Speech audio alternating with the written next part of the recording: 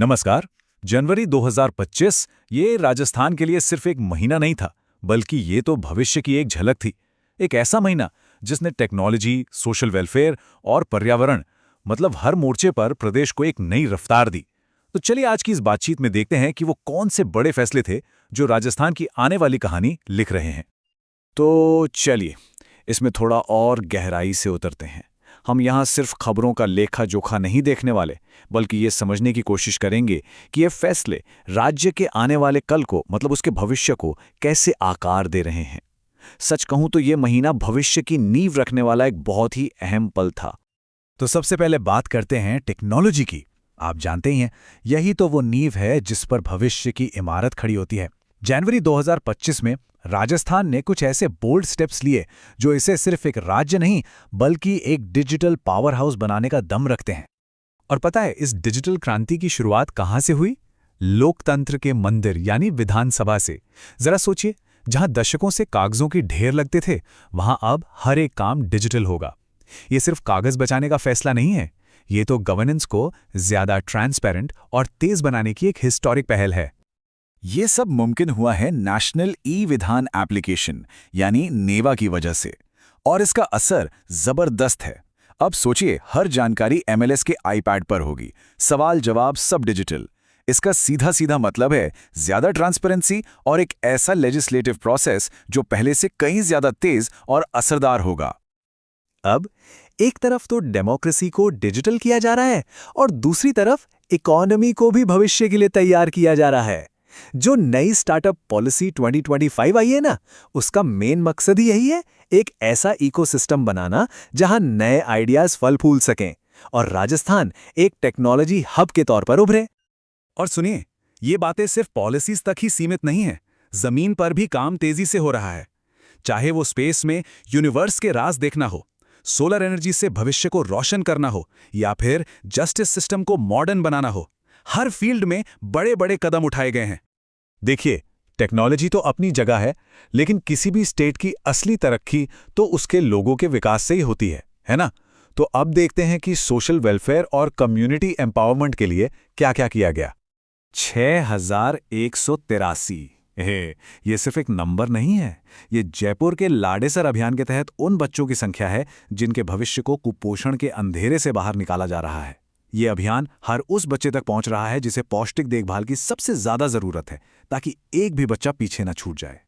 और इस अभियान को और भी असरदार बनाने के लिए हर बच्चे को एक न्यूट्रिशनल किट दी जा रही है, और इसमें जो भी है ना, जैसे चना दाल, मोठ, चावल, गुड़, ये सब लोकल खान पान और पोषण की जरूरतों को ध्यान में रखकर चुना गया है। यही बात इस अभियान को बहुत प्रैक्टिकल बनाती है। हेल्थ के साथ साथ एजुकेशन की नींव भी मजबूत की जा रही है। जो राजस्थान के शिक्षा में बढ़ते कदम प्रोग्राम था, उसे अब मुख्यमंत्री शिक्षित राजस्थान अभियान का नया नाम दिया गया है। नाम भले ही नया हो, लेकिन मिशन वही है। कोविड पैंडेमिक की वजह से बच्चों की पढ़ाई में जो भी नुकसान हुआ है, उसकी भरपाई करना। अब बात करते हैं महिला सुरक्षा और सशक्तिकरण की।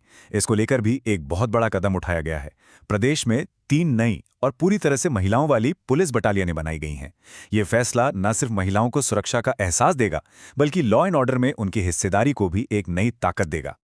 और ये तो एक वाकई में शानदार पहल है। राज्य के पहले गर्ल्स सैनिक स्कूल की स्थापना का ऐलान हुआ है।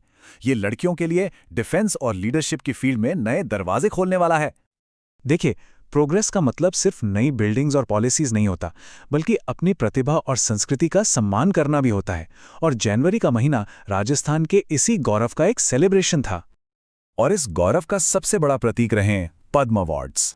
जयपुर की बेगम बेतुल जी को मांड गायकी के उनकी अद्भुत कला के लिए देश के सबसे प्रतिष्ठित सम्मानों में से एक पद्मश्री से नवाजा गया। ये सिर्फ उनका सम्मान नहीं है, बल्कि राजस्थान की आत्मा में बसी लोक परंपराओं का सम्मान है। वहीं लिटरेचर के फील्ड में जोधपुर के मशहूर शायर सीन काफ निजाम साहब को उनके योगदान के लिए पद्मश्री मिला। उनकी कलम ने वाकई उर्दू और हिंदी साहित्य की दुनिया को और भी खूबसूरत बनाया है। और इसी लिस्ट में अगला नाम है अध्यात्म और समाज सेवा के लिए सीकर के बैजनाथ महाराज जी का, जिन्हें पद्मश्री से सम्मानित किया गया। कला, साहित्य और सेवा, इन तीनों फील्ड्स में मिले ये अवार्ड्स वाकई राजस्थान के टैलेंट का सच्चा सेलिब्रेशन है। खेल के मैदान में भी राजस्थान ने अपना परचम लहराया। जयपुर की पैरा शूटर मोना अग्रवाल को प्रतिष्ठित अर्जुन अवार्ड से सम्मानित किया गया। ये उनके जुनून और कभी ना हार मानने वाले जज्बे की जीत है। और हाँ, संस्कृति के रंगों के बिना तो राजस्थान की बात ही अधूरी है। बीकानेर में 31वें इंटरनेशनल कैमल फेस्टिवल का आयोजन हुआ, जिसमें महक दफ्तरी बनी मिस मरवण और योगेश सेवक को मिला मिस्टर बीकाणा का खिताब। और अब आखिर में बात करते हैं पर्यावरण की। राजस्थान ने ये साबित किया है कि डेवलपमेंट और नेचर कंजर्वेशन, ये दोनों चीजें साथ साथ चल सकती हैं। उदयपुर के लिए ये एक बहुत बहुत बड़ी उपलब्धि है। शहर को इंडिया की पहली यूनेस्को वेटलैंड सिटीज में से एक के तौर पर चुना गया है। झीलों के इस शहर के लिए ये एक बहुत बड़ा इंटरनेशनल ऑनर है। अच्छा, इस टैग का मतलब क्या है? इसका मतलब है कि उदयपुर ने अपनी झीलों और वेटलैंड्स को बचाने के लिए एक्स्ट्रा ऑर्डिनरी काम किया है। ये ना सिर्फ पर्यावरण के लिए अच्छा है, बल्कि इससे शहर की इकोनॉमी को भी, खासकर इको टूरिज्म के जरिए, काफी बढ़ावा मिलेगा। वाइल्ड लाइफ कंजर्वेशन की दुनिया में भी एक नई कहानी लिखी गई।